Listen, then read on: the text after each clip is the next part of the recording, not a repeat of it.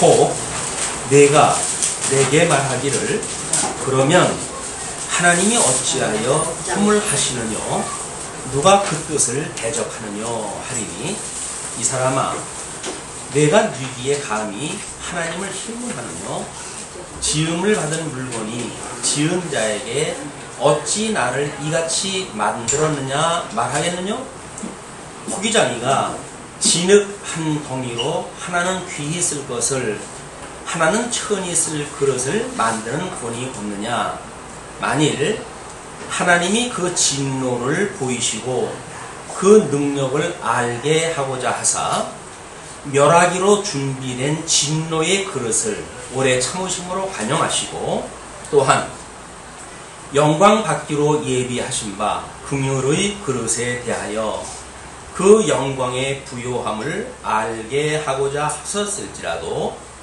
무슨 말 하리요 이 그릇은 우리니 곧 유대인 중에서뿐 아니라 이방인 중에서도 부르신 자니라 호세야 그래도 이르기를 내가 내 백성 아닌 자를 내 백성이라 사랑치 아니한 자를 사랑한 자라 부르리라 너희는 내 백성이 아니라 한 그곳에서 저희가 살아계신 하나님의 아들이라 부름을 얻으리라 함과 같으니라 또한 이사야가 이스라엘에 관하여 외치되 이스라엘 뭇 자손의 수가 비록 바다의 모래 같을지라도 남은 자만 구원을 얻으리니 주께서 땅 위에서 그 말씀을 이루사 필하시고 끝내시리라 하셨느니라. 또한 이사야가 미리 말한 바 만일 만군의 주께서 우리에게 씨를 남겨두시지 아니하셨다면 우리가 소돔과 같이 되고 고모라와 같았으리로다 함과 같으니라. 예, 19절서부터 29절까지 우리가 살펴보고 왔습니다. 지난 시간에 우리가 공부한 내용이 기억이 나십니까? 이스라엘 그 백성들에게 열조에게 언약하신 것을 따라서 그 언약대로 이루셨다는 하나님의 섭리에 대해서 소개를 하다 했어요. 그런데 그 하나님의 섭리가 이제 열조에게 언약을 하셨을 때에 이 아브라함이라고 하는 이 아브라함과 그 다음에 이삭과 그 다음에 야곱이라고 하는 이걸 우리가 열조라고 이렇게 이야기를 하는데 이렇게 열조에게 했던 언약대로 지금 이스라엘 선민국가가 성취되어졌다는 거예요. 근데 이 근거를 뭐라고 하냐면 지금 아브라함은 열국의 아비가 되어진다고 이렇게 이야기가 되어졌기 때문에 이제 이 아브라함으로부터 이삭과 이스마엘이라고 하는 아들이 태어났고 그러나 하나님께서는 이 몸으로 낳은 이스마엘이 아니라 언약으로 말미암은 그 이삭이라야 아브라함의 씨라고 칭하겠다라고 했단 말이에요. 그뿐만 아니라 이삭에게는 야곱과 에서라고 하는 두 아들이 있었는데 하나님께서 에서는 미워하고 야곱은 사랑을 하셨다.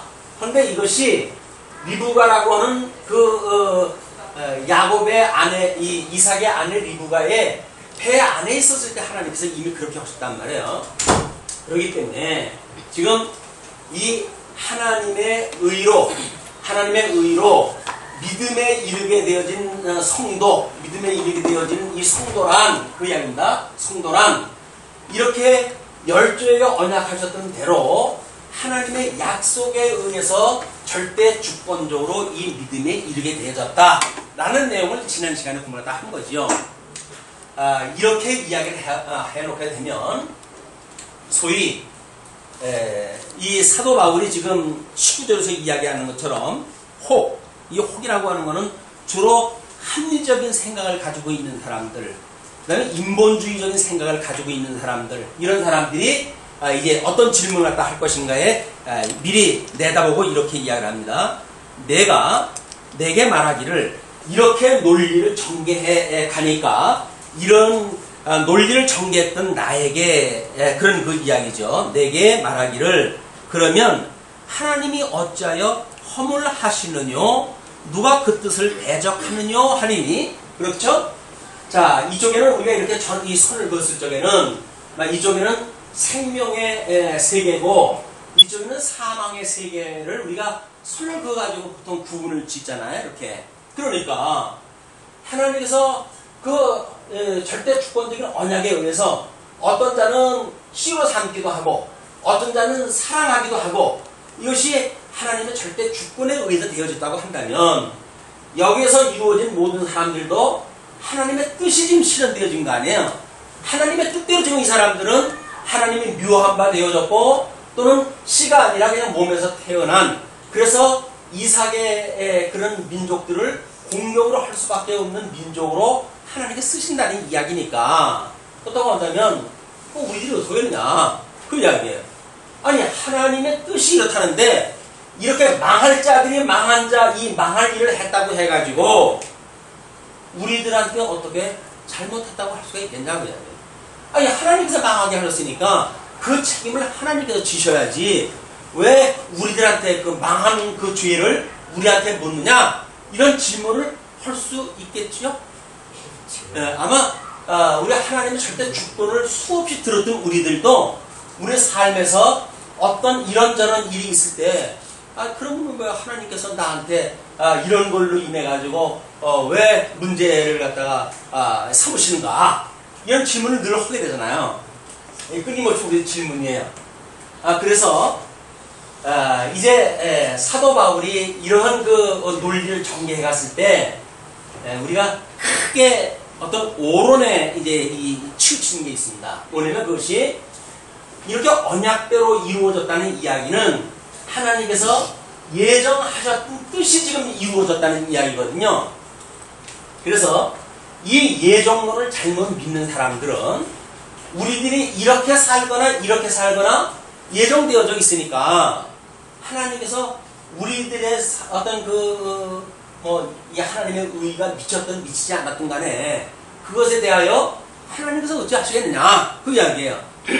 하나님께서 미리 예정을 다 했기 때문에 우리들은 여기서 이렇게 살고 할 아무런 우리한테 어떤 자유도 없고 선택할 그런 고난도 없다, 이렇게 이야기를 한단 말이에요.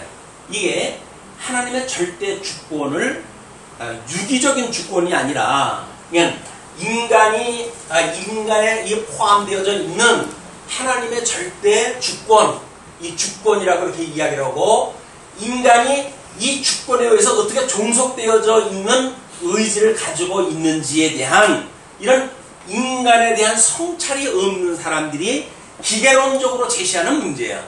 기계론적으로 하나님께서 예정하신 대로 되어졌다고 한다면, 그럼 우리는 이러고 저러고 살아야 될 그런 그 이유도 없네, 막 살아도 되겠네, 이렇게 이야기를 해요. 그거는 예정론을 아주 부정하려고 하는 자들이 도전하는 이야기예요. 또 예정론을 아주 신봉하는 사람들이 있어요. 그 사람들은 만약에 우리가 나는 예수를 그리스도로 믿었어, 이렇게 이야기를 한다. 나는 예수를 그리스도로 믿어. 그러므로 우리가 예수를 그리스도로 믿음으로 그 나머지 모든 삶에 대하여 나한테는 일절 책임이 없어? 라고 묻는 사람들도 전부 예정론을 믿는 사람들이에요. 이 예정론을 전제하는 사람들이에요. 근데 예정론이라고 하는 그 이야기는 하나님께서 원래 이 당신의 선하신 뜻이 있기 때문에 뜻은 이렇게 계시되어진 거 아니에요. 이 계시하신 것이 성경으로 우리가 확인되어지는 역사란 말이에요. 그러니까 여기서 보여주신 하나님의 계시를 확인하지 아니하고 예정을 말하는 이야기는 모순인 거예요. 그렇잖아요. 하나님께서는 이렇게 예정하신 것을 계시를 통해서 우리한테 보여주셨는데, 우리는 이 계시되어진 것을 전혀 확인도 하지 아니하고 명제적으로 목사가, 신학자가 예정하신 뜻이 이렇게 이루어지는 거다 라고 이야기하는 것을 전제를 해서 우리는 예정됐으니까 이렇게 살고 저렇게 살고도 아무런 우리한테 책임이 없어 라고 말하는 것이 이 예정론을 호도하는 사람들의 문제란 말이에요. 특히 우리 장로교회의 성도님들이 하나님이 예정을 하셨으니까 택한 백성이 어디 가겠어? 라고 이야기를 갖다 해가지고 자기 삶에 대하여 전혀 하나님의 기뻐하신 뜻이 무엇인지 이런 영적 예외와 상관없는 삶을 살면서도 하나님이 예정했기 때문에 나는 구원을 받았다고 주장하는 그런 사람들의 이야기다, 그 이야기예요. 근데 예정되는지 안 되는지는 어떻게 봐야 알죠? 우리는 이 계시를 통해서 깨닫게 돼요. 그러면 이 이제 특별 계시, 성경을 통해서 이걸 깨닫게 되었어요. 성경을. 그러면 이 성경 계시를 통해 가지고 우리가 믿는 이 믿음이라고 하는 그 이야기는 현실적인 거예요. 그렇죠? 이거는 지금 성경에 내가 믿느냐 안 믿느냐가 기록되어진 것이 아니라 성경을 통해서 계시되어진 걸 통해 가지고 정말 그렇구나 라고 믿는 거는 이 믿음이라고 하는 나의 이 주관적인 믿음에서 나온단 말이에요. 물론 그 주관적인 믿음도 이 절대 주권을 가지고 계신 하나님께서 은혜로 주셨던 믿음이에요. 이 믿음은 관념적으로 우리가 전인격적으로 믿는 것이 아니라 어떤 관념적으로 나는 구원받은 백성이야 라고 말하는 사람이 정말 저 예정을 믿는 사람인가, 아니면 이 믿음의 열매라고 하는 이 열매를 통해 가지고 나는 이게 믿어지기 때문에 이렇게 살 수밖에 없어 라고 하는 전인격적인 믿음을 가지고 살아가는 성도가 말하는 예정인가? 너무 분명하죠. 어떤 사람들은 성경을 가지고 자기 방패막이를 삼는 거예요. 그러니까 성경의 계시를 통해 가지고 지금 하나님은 이러한 분입니다. 만사를 언약대로 이루시는 분입니다. 사랑하는 자와 예정하는 자를 하나님 기뻐하시는 뜻대로 가르시는 자입니다 라는 걸 믿게 되면 우리는 그 믿는 믿음으로 해서 예수 그리스도를 믿는 이 믿음이 우리로 하여금 기쁨과 즐거움과 감사로 이게 드러나는 거지. 하나님께서 이렇게 사랑하셨다. 그런데 이 열매를 우리가 생각하기보다는 관념적으로 하나님이 나를 사랑하신데 나는 얄팍한 생각을 가지고 우리의 삶을 하나님의 이 기뻐하는 뜻하고는 상관없는 나 좋은 대로 내 인생을 살아가면서 예수를 그리스도로 믿는다는 이야기는 진정성에 대하여 의심이 있다, 그 이야기예요. 예수를 그리스도로 믿으면 모든 죄가 다 용서함을 받는다고 그러거든요. 그러니까 용서함을 받는다고 하는 그런 어떤 구속의 의미 때문에 예수를 그리스도로 믿는다고 스스로 생각하는 수준에 머무는가, 아니면 하나님께서 만사를 이렇게 언약대로 이루시는 분이기 때문에 아직도 우리가 이렇게 이야기를 하잖아요. 우리들의 영은 중생이 되어졌고 우리들의 육은 아직도 사망의 권세 아래에 있어요. 영은 중생이 되어졌다고 우리가 성경을 통해서 믿어요. 그런데 우리가 이제 여기서 나타나는 것이 적성이라고 이렇게 이야기를 했어요. 하나님께서 우리에게 이 육체로 주어졌던 아직도 율법의 그런 이 법에 의해 가지고 사망의 법에 의해서 조정받을 수 없는 이런 약한 몸을 우리가 입고 사는데, 만약에 이 절대 주권자를 가지고 계신 하나님께서 우리 영을, 죽었던 영을 살려주신 하나님께서 아직도 우리의 이 육은 사단의 권세 아래에 있는 거니까 우리의 몸을, 우리 주기도문에 그렇게 나왔어요. 우리의 몸을 다만 이 악에서 구하여 주옵소서 라고 하는 기도를 우리가 하고 살아가는가 라는 이야기는 아직도 이 육이라고 하는 그거는 사단의 권세 아래에 있기 때문에 이 악에서 끊임없이 구원을 받고자 하는 그런 믿음을 가지고 살아가는 거하고는 별개 문제란 말이에요. 영이 중생되어졌다고 믿으면서 아직도 육은 왜 여기서 사는 게 행복하다고 말하는 사람들은 거짓말이다, 그 이야기예요.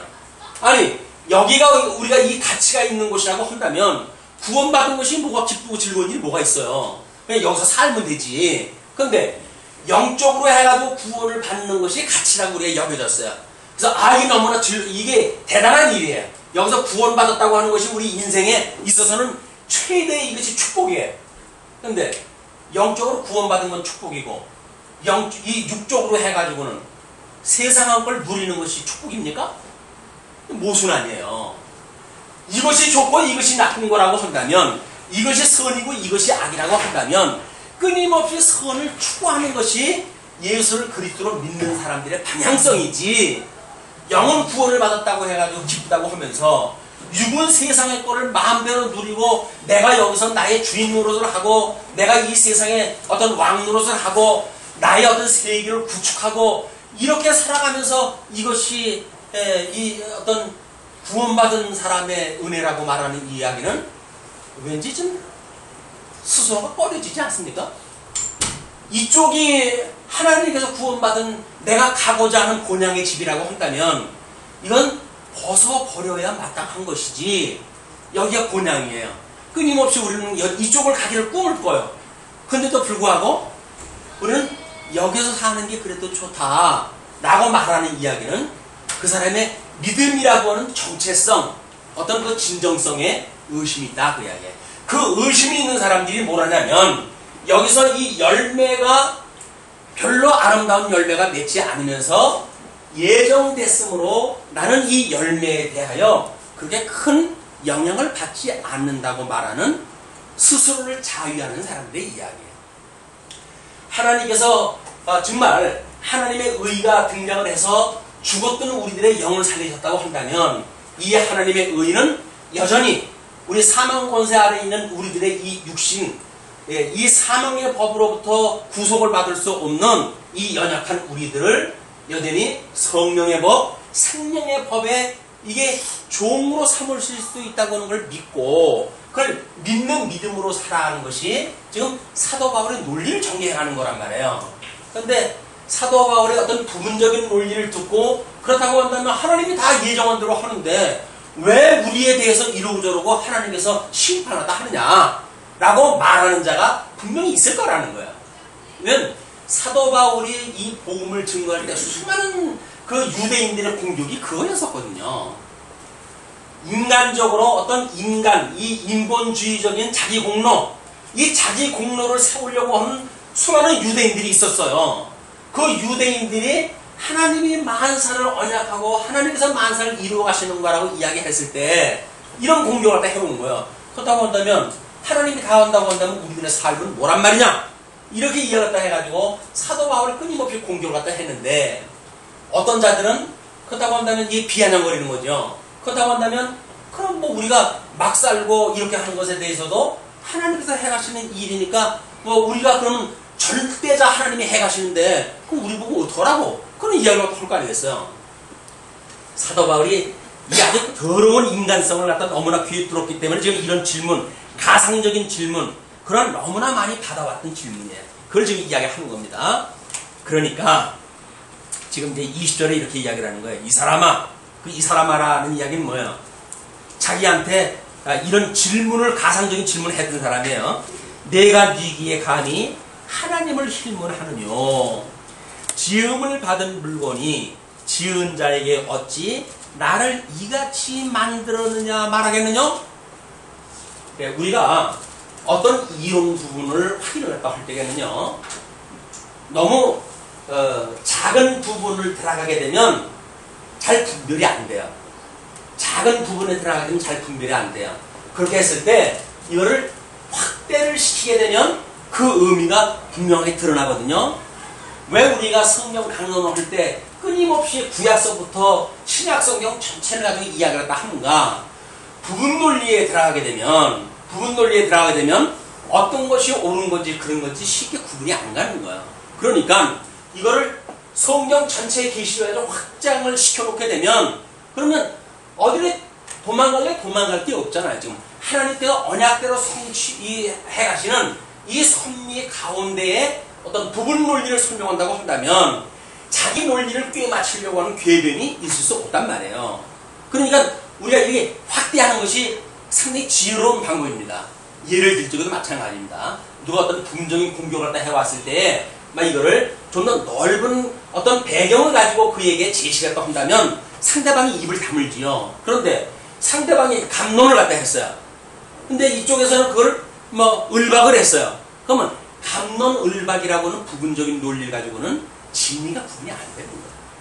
이걸 넓혀놔야 돼요. 그 사람이 말하는 어떤 감론이 얼마나 보잘것없는 이야기인지가 이 전체 계시 역사를 통해서 드러나잖아요. 너무나 아주 지역적이고 부분적인 그런 그 개인의 생각이 드러났을 때 우리는 네 생각이 뭐냐 도대체. 이 전체 생각에서 이걸 갖다 놓게 되면 말했던 사람이 대답이 필요 없는 거야. 전체 역사를 갖다 이야기하게 되면 부분적인 걸 말했던 사람이 고개가 숙여져요. 왜? 이 절대자 하나님의 계시에 대해서 통째로 좀 제시가 되어지는 거 아니에요. 여기서 그래도 자기 논리를 주장하는 자가 있다고 한다면 간이 배 밖으로 나온 사람이에요. 아니면 이 사람아 라고 했던 것처럼 전혀 하나님의 이 의를 우정 거부하려고 하는 사람들이 일이거나, 사도 바울이 이걸 지금 어떻게 확대를 시켜갑니까? 이게 지금 하나님 여호와께서 계시해 가시는 일이에요. 이 당신의 영광을 계시하시는 일이에요. 그러면 하나님께서 계시하셨 이후에서 여기서 지금 누굴 만드는 거예요? 인간을 하나님께서 이 창조물로 만드셨어요.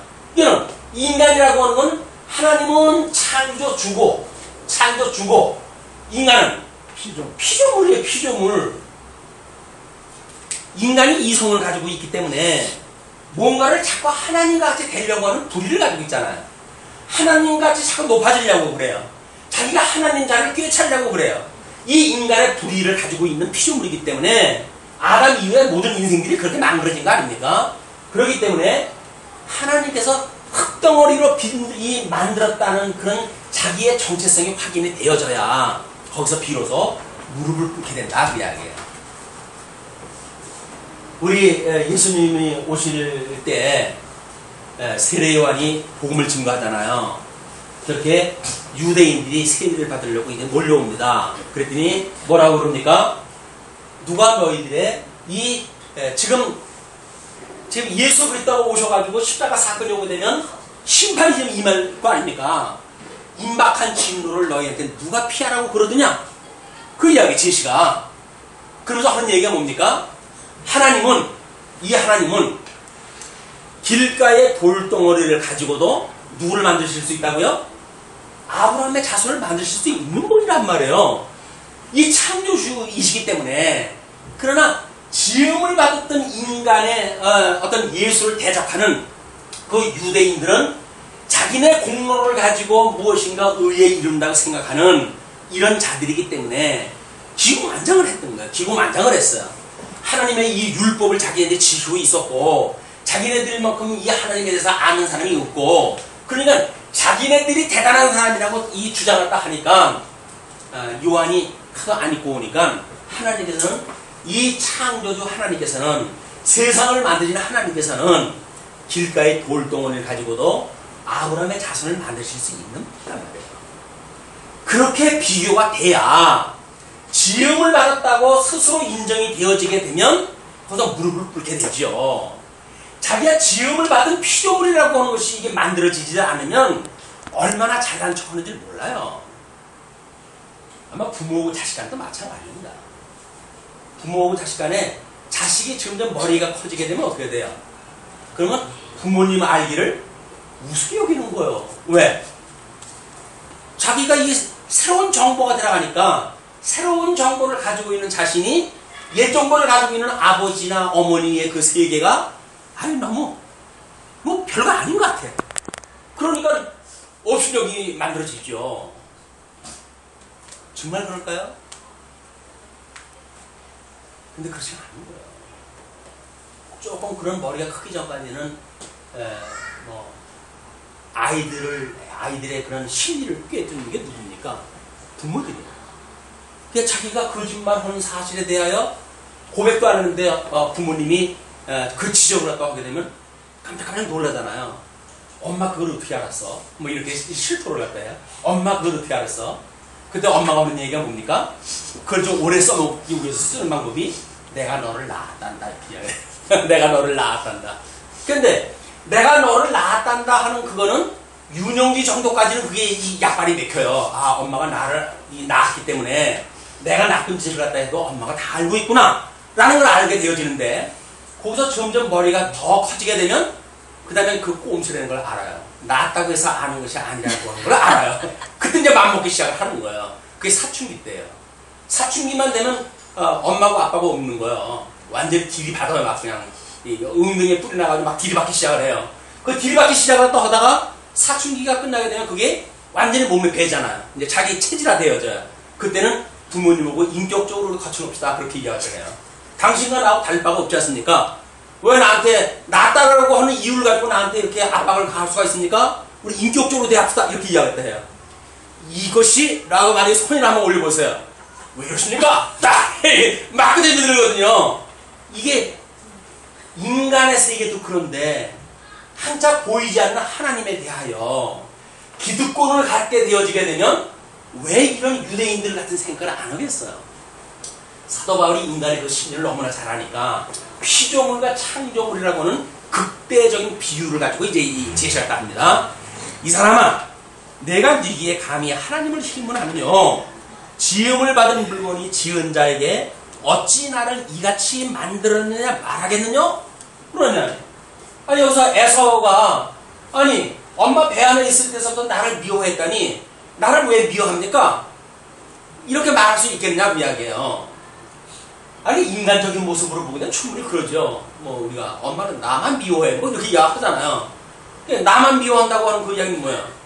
이 똑같이 왜 이 형제인데 왜 나만 미워하느냐 그 이야기 아니겠어요? 그러나 하나님께서 만약에 창조주가 되셨다고 한다면 이거는 피조물이 왜 나를 이렇게 만들었습니까? 라고 신문할 수가 없다 그 이야기예요. 예를 듭니다. 토기장이가 진흙 한 덩이로 하나는 귀 쓸 그릇을 하나는 천이 쓸 그릇을 만드는 권이 없느냐? 이제 어떤 제조에 대한 예를 드는 거 아니에요? 창조라고 하는 제조에 대한 이야기니까 이 제조, 창조를 우리 일반 계시서도 보여주는 것이 제조하는 사람의 그 예 아니겠어요? 그냥 토기장이의 예를 들어가지고 토기장이가 만약에 하나는 귀에 쓸 것을 만들었고 하나는 천에 쓸 그릇을 만들 수 있는 권한이 없겠느냐 그 이야기예요. 아니 너무 당연하고 와닿지 않습니까? 아니 하나님이 토기장이가 어떤 거는 밥상에 오를 밥그릇을 만들기도 하고 어떤 것은 뭐 처음부터 개밥그릇 만들기 위해서 만들지는 않았겠죠. 그럼 천에 쓸 그릇을 만들기도 하잖아요. 뭐 꽃을 담는 그릇을 만든다든가 아니면 오물통을 갖다 뭐 만든다든가 그럼 같은 흙인 거예요.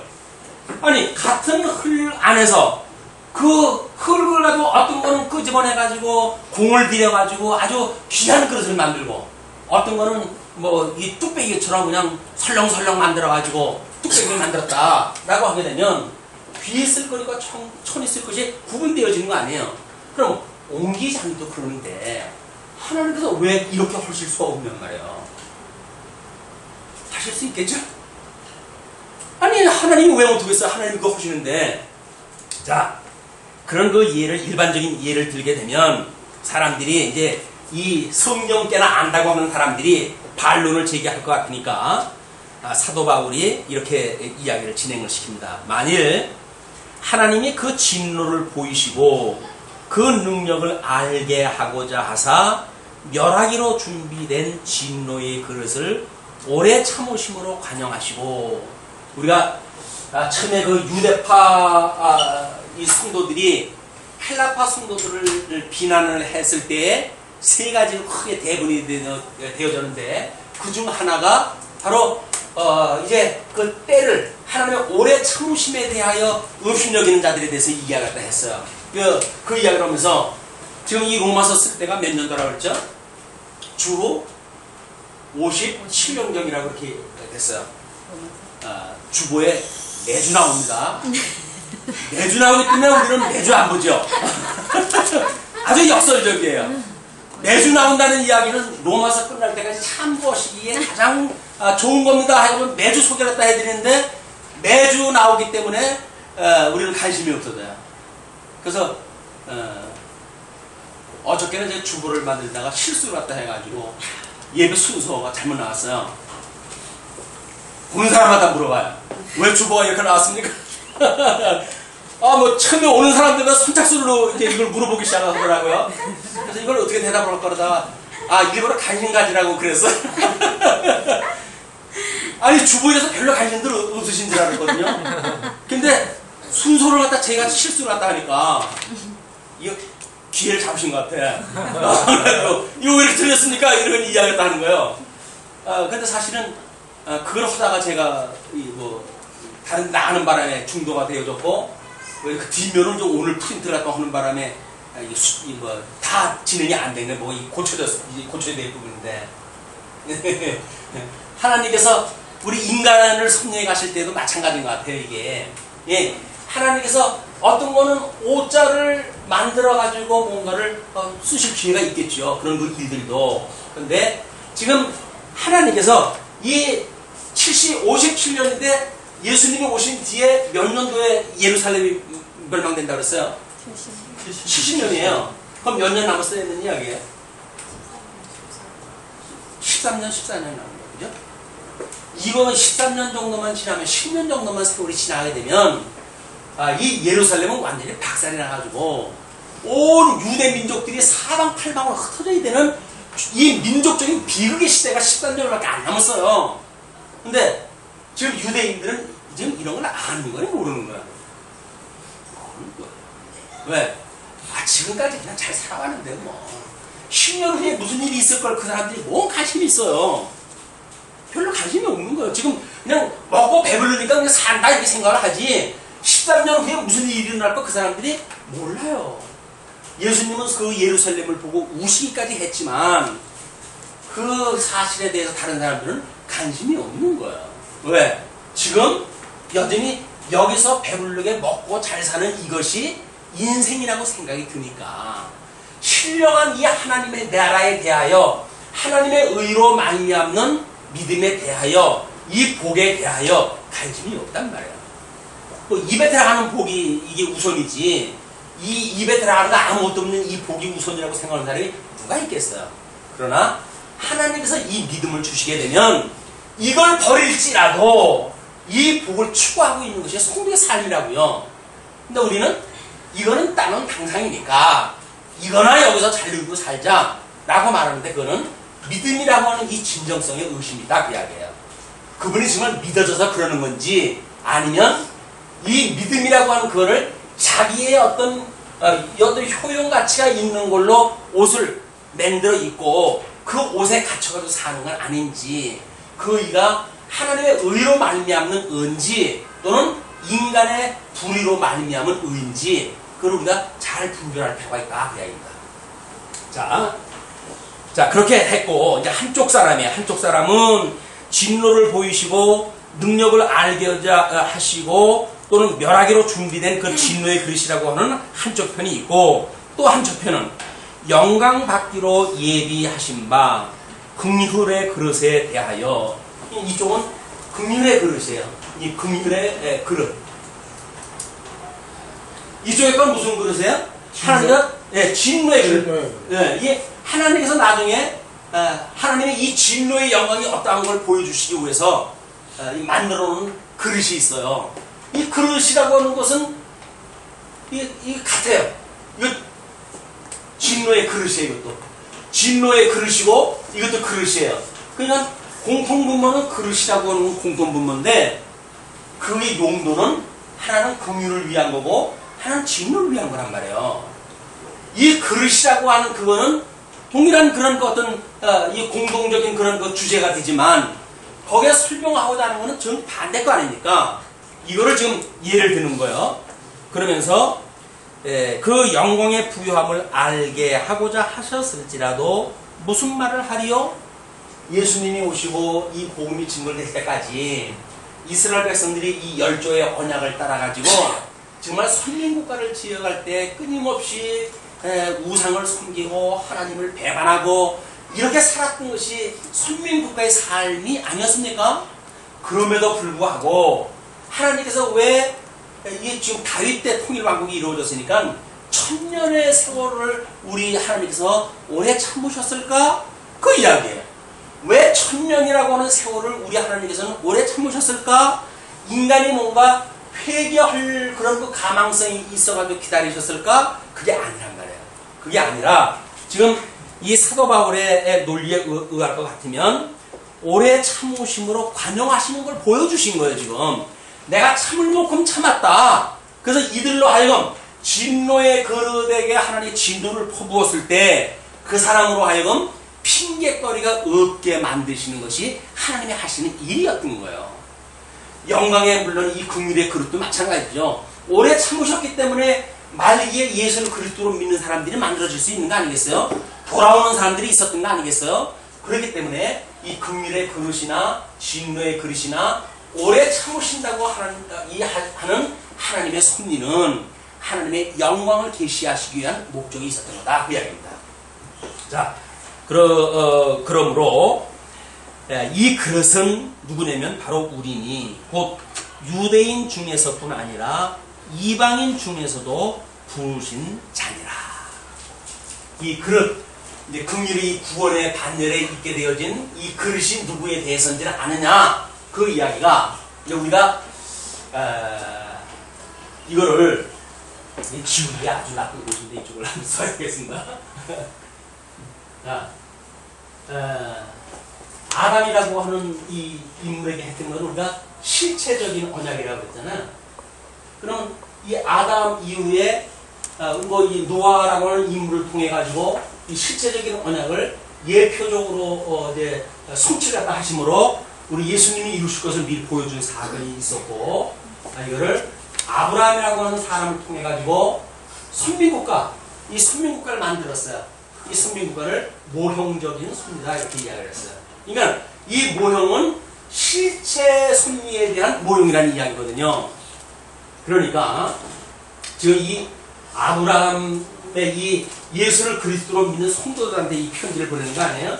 여기서 말하는 이 그릇이라고 하는 이야기는 너희들뿐만 아니라 노아의 세 아들로부터 번창한 전 인류가 포함되어진 개념이다. 그 이야기예요.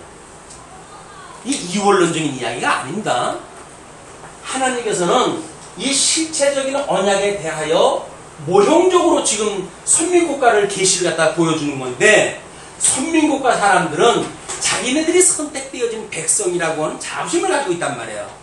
이 선택되어진 백성이라는 이야기는 하나님께서 어떻게 노아의 세 아들, 그 수많은 인류 중에 구원의 역사를 펴가시는가를 보여주시기 위한 샘플이라고 했잖아요. 조그만 변방의 한 나라를 취해가지고 하나님께서 전 인류에게 섭리하실 것을 보여주는 모형적인 섭리였었다 라고 하는 것이 이스라엘 역사란 말이에요.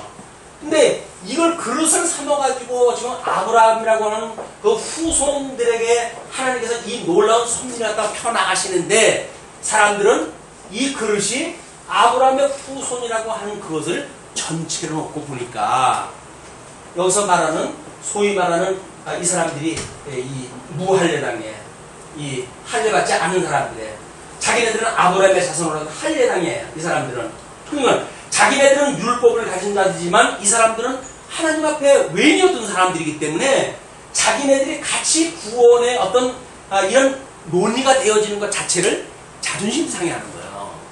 이게 이 사람들의 비용인 겁니다.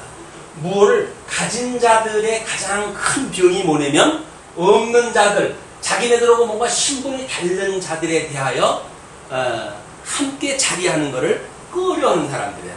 왜? 자기네 기득권을 이걸 누리고 싶으니까. 이 기득권이 없는 사람들, 이런 사람들에 대하여 뭔가 차별을 갖다 하고, 이게 지금 이 할례파 유대인들의 짓이에요. 유대주의, 히브리파 유대인들이 가지고 있는 그런 그 사고였단 말이에요. 그러나 이 지금 할례파 무할례당이라고 보통 이야기 되어지는 이 헬라파 성도들에 대해서는 지금 이 사람들은 언약의 외인이었는데 왜 이 구원에 대한 걸 우리로 같이 좀 논의가 나느냐라고 이야기를 하니까 사도 바울의 이야기가 이 그릇은 바로 너희들뿐만 아니라 이거로부터도 구원받을 사람들이 포함되어진 그릇에 대해서 내가 이야기를 하고 있다 그 이야기예요. 이 그릇은 어디의 그릇? 지금 이 아브라함의 후손들에만 이 그릇이 아니라 노아의 후손으로부터 오는 그릇을 포함되어진 개념이다 그 이야기예요. 이걸 놓치게 되면, 그러니까 성경을 이렇게 구도적으로 보질 않으면 이걸 왔다 갔다 해가지고 도대체 무슨 얘기냐, 어떤 쪽에는 선민국가 이야기하다가 또 뭐 실체적인 이야기가 나오고 그래요. 특히 선지서를 공부하다 보게 되면 모형적인 이스라엘 국가에 대한 예언을 갖다 하는데도 불구하고 뭐 엄청난 저 실체적인 영광에 대해서 막 이야기가 나오고 그러거든요. 근데 사람들이 그걸 잘 이해 못하는 거예요. 아니 이 이야기가 그 얘기가 왜 나오냐 그 이야기인데 이거는 실체와 모형이라고 하는 두 구도를 이해했을 때 가능한 이야기입니다. 자 그렇기 때문에 이 그릇은 우리니 곧 유대인 중에서뿐 아니라 이방인 중에서도 부르신 잔이라 이제 여기까지 설명이 되어진 겁니다. 이거를 설명하기 위해서 이 율법을 그래도 성경을 가지고 있던 자들이니까 성경을 가지고 있던 자들에게 그래도 성경적인 설득을 하기 위해서는 구약 성경 그때 있었던 성경을 가지고 논의를 갖다 해가야 되겠죠. 그래서 성경에서 그 인용을 하게 되어집니다. 25절 호세야 그래도 이르기를 내가 내 백성 아닌 자를 내 백성이라 사랑치 아니한 자를 사랑한 자라 부르리라. 너희는 내 백성이 아니라 한 그곳에서 저희가 살아계신 하나님의 아들이라 부름을 얻으리라 함과 같으니라. 자 호세아는 북쪽 이스라엘이 분국이 되어졌을 때 북쪽 이스라엘이 멸망할 때쯤에 선지자 등장할 때 해가지고 이제 그 분국되어져가지고 쪼개져 간 민족들 또는 포로로 끌려갔을 때 마지막으로 누가 회복할 것인가를 놓고 지금 이야기를 하는 것이니까 지금 호세아가 내 백성이 아니라 한 그곳에서 저희가 살아계신 하나님의 아들이라 부름을 얻으리라. 포로로 끌려간 데서 비로소 그 하나님을 만나고 그들이 언약되어진 땅으로 돌아오게 되어진단 말이에요. 이거는 이미 거기에서 내 백성 아닌 자를 내 백성이라고 이렇게 이야기했던 것이 언급되지 않았느냐 그런 그 이야기죠. 뿐만 아니라 너희들이 좋아하는 그 이사야 선지자는 그 이야기입니다. 또 이사야가 이스라엘에 관하여 외치되 이스라엘 뭇 자손의 수가 비록 바다의 모래 같을지라도 남은 자만 구원을 얻으리니.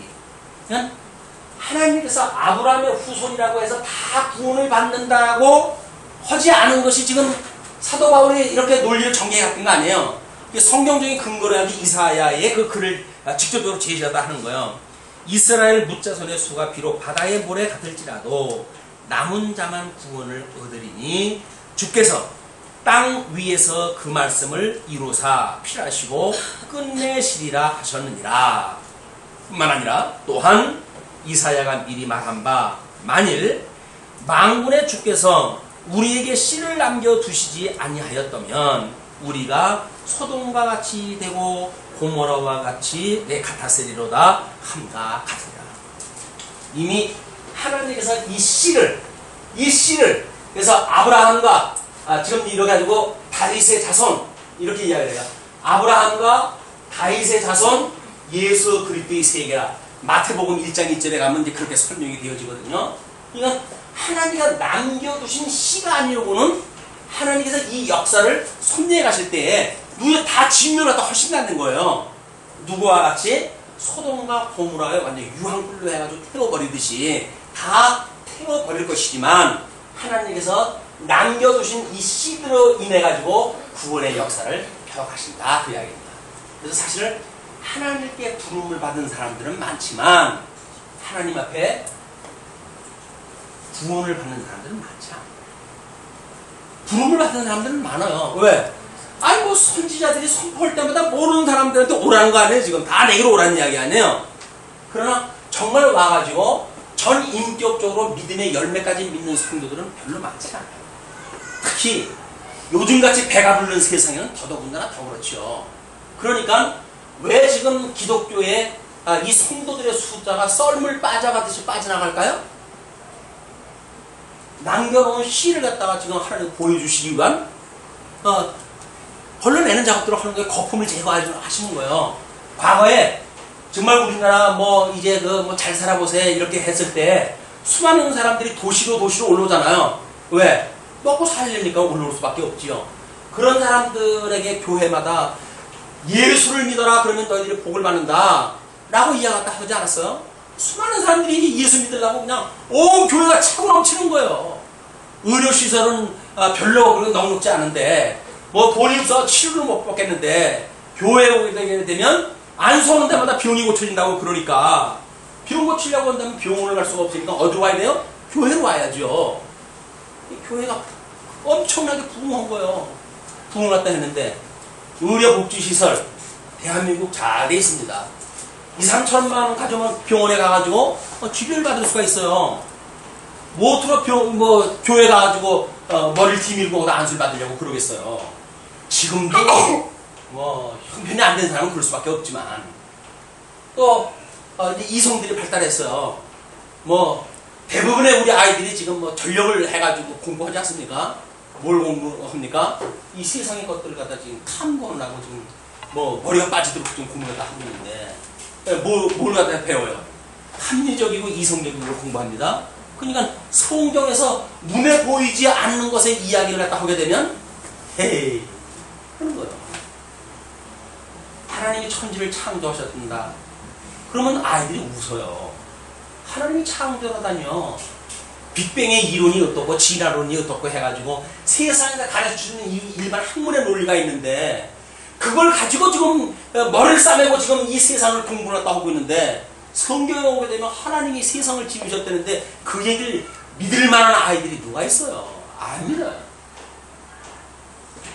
공부를 잘하는데도 이걸 믿는 아이들은 지금 복받은 아이들이에요. 누구라고 말은 안 하지만 복받은 아이들이에요. 이게 안 믿습니다. 안 믿어요. 아니, 합리적인 생각을 가지고 있는 아이들이 하나님이 만사를 언약대로 이걸 이루어 가신다고 이야기를 하는데 그걸 믿을 사람이 누가 있어요? 그러니까 빠져나가는 거예요. 그래도 우리는 성경을 뭐 나름대로 성경을 이렇게 차례로 풀러가지고 설명을 하니까 낫지요. 뭐 뜬금없이 성경 몇 구절을 읽고 자기 경험을 이야기하고 복리 이야기하고 이렇게 이야기를 하게 되면 사람들이 그걸 어떻게 그걸 믿습니까? 많이 사람 끌고 와라, 돈 내라, 집 짓자 이런 이야기 하는데 누가 교회당을 가가지고 그 딱거리 같은 그런 짓을 하겠어요? 안 돼. 기독교는 그렇게 하면 안 돼요.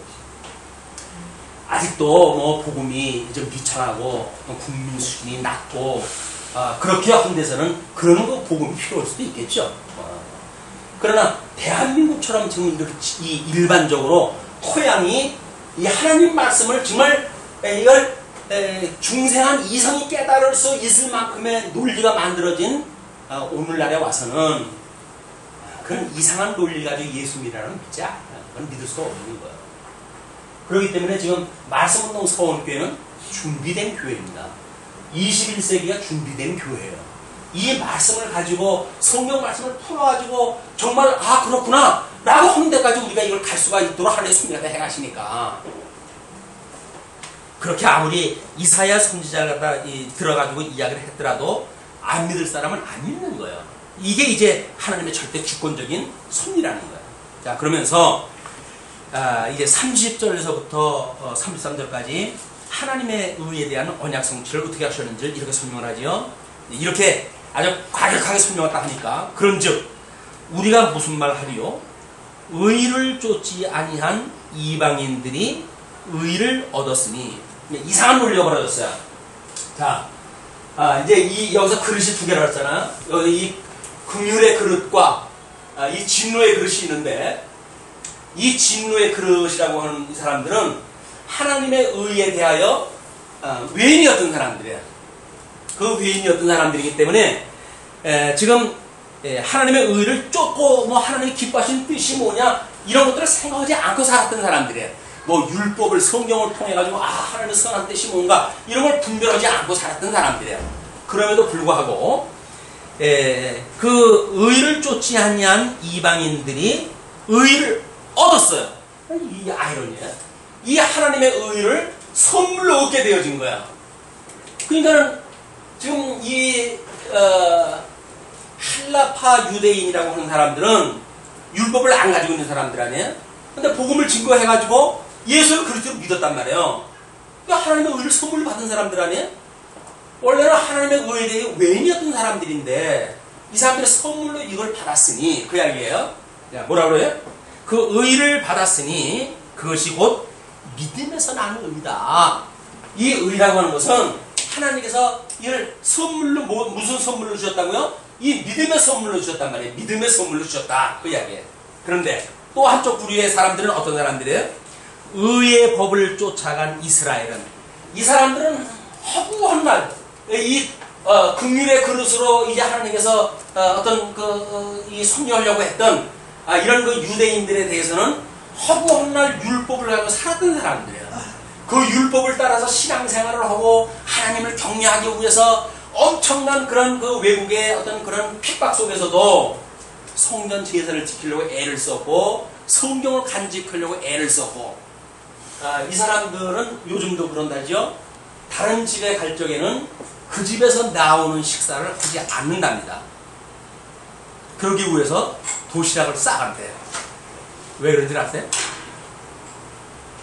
그 집에서 나오는 그 음식이 11조도 내지 않는 그런 걸 가지고 만약에 대접하는 음식이 나왔다고 한다면 11조를 내지 않은 대접에 자기가 응하게 되어지는 거 아니에요.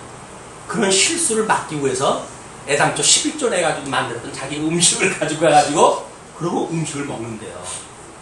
그 정도로 율법이라고 한다면 지금도 그 사람들은 도마도 둘이고 이 설거지 때도 두 개예요. 왜? 이 율법에 그 소를 같은 그 처제에다가 우유에다가 삶지 말라고 하는 그 율법이 있으니까 이쪽에는 소고기를 취급하는 그 설거지통하고 도마, 칼 이런 것이고 이쪽은 유제 제품을 갖다가 이제 취급하는 그런 그 설거지통, 칼 이런 거예요. 그러니까 율법을 지키기 위해서는 그 정도로 만들어 쓰는 사람들이거든요.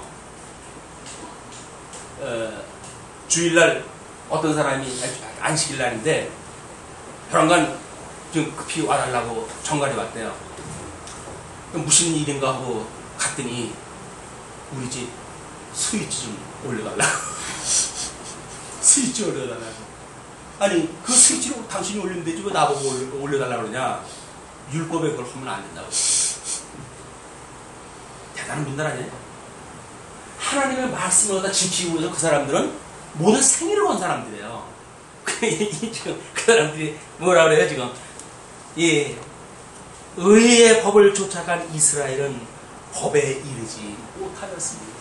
하나님의 이 의라고 하는 그거는요, 인간이 어떠한 노력을 갖다 해도 여기에 도달할 수가 없는 거예요. 그렇기 때문에 하나님께서 이 땅에 오신 거거든요.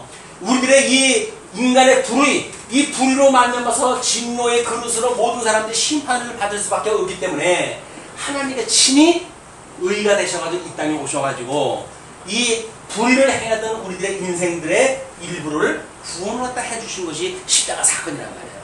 예수 그리스도의 이 십자가의 사건을 믿지 않으면서 예정을 하셨다는 동 뭐라 했다는 동 뭐 이런 것들은 좀 쉬운 소리인 거예요. 쉬운 소리.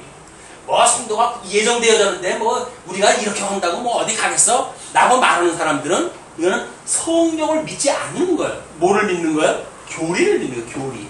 예정론이라고 하는 교리를 믿는 거지 이 성경을 통해가지고 예정론이라고 하는 교리가 나왔잖아요. 그렇기 때문에 이런 강론을 듣고도 어떤 명제 한 가지만 믿게 된다든지 듣게 되어지면 매우 위험합니다.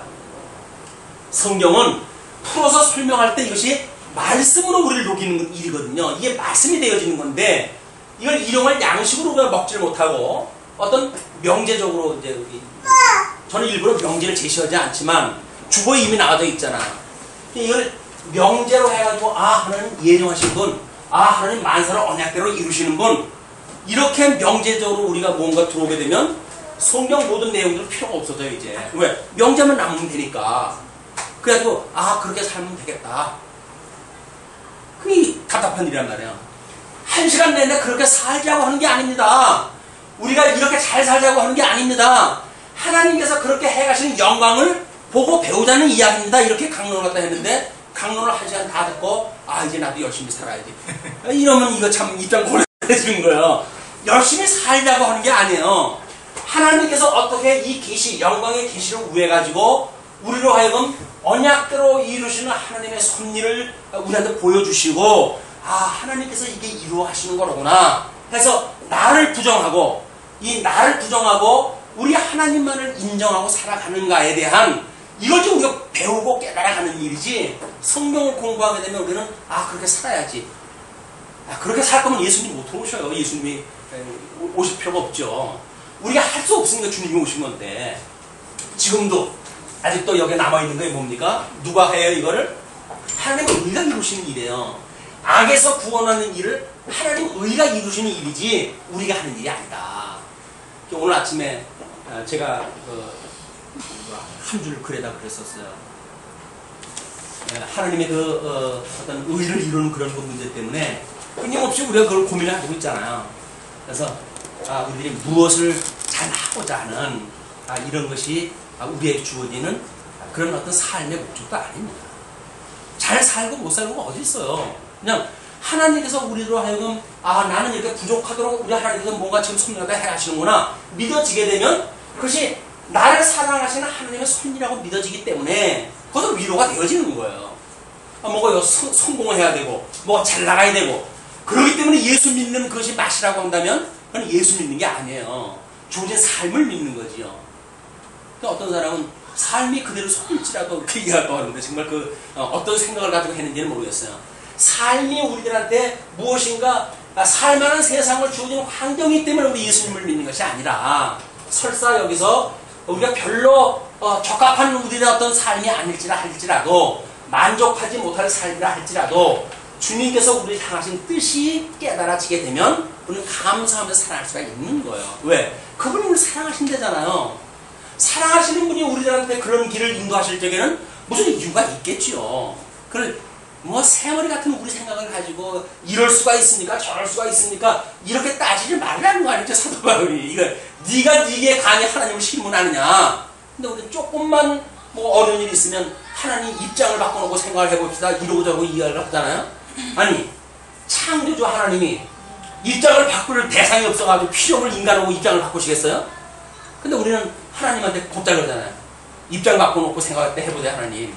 하나님 같으면 나한테 이런 환경을 주셨을 때 좋아하시겠어요? 라고 해가지고 고개를 빳빳하게 세워가지고 하나님을 대적을 하잖아요. 하나님께서 이걸 그냥 하나님이 어떠한 분인지를 강히 알고 하나님이 만사를 언약대로 이루어가시는 분이라 알게 되면 그 안에서 우리가 모든 우리가 손을 놓고 쉼을 얻는 것, 안식을 얻는 것, 소망 중에 기쁨을 가지고 살아가는 것, 이게 성도의 삶이라고 하는 걸 지금 사도 바울이 끊임없이 지금 주장을 하는 겁니다. 그러면서 어찌 그러하뇨? 이는 저희가 믿음에 의지하지 않고 행위에 의지함이라 부딪힐 돌에 부딪혔느니라. 기록된 바 보라, 내가 부딪히는 돌과 거치는 반석을 시온에 두노니 저를 믿는 자는 부끄러움을 당치 아니하리라 하는 것 같으니라. 결국 시온에 두는 그런 그 돌은 예수 그리스도인 거예요. 그래서 예수님이 돌아가실 때 뭐라 그러니까 돌 위에 돌 하나가 남지 않는다는 그런 그 이야기도 이 돌은 예수님 이분이라는 이야기예요. 근데 사람들은 어디에 관심이 있어요? 금발로는 돌에만 관심이 있으니까 예수님은 온데간데가 없어지고 그 돌에만 관심을 갖는 거예요. 예수님 저 성전 폼나죠? 제자들이 자랑하잖아요. 아이고 야 성전 허물어라네 사흘 만에 짓겠다 라고 이야기했다 하는데도 이 돌이 구약성경에서 말하는 돌이 예수님이라고 하는 걸 생각을 안 하는 거예요. 어떤 돌?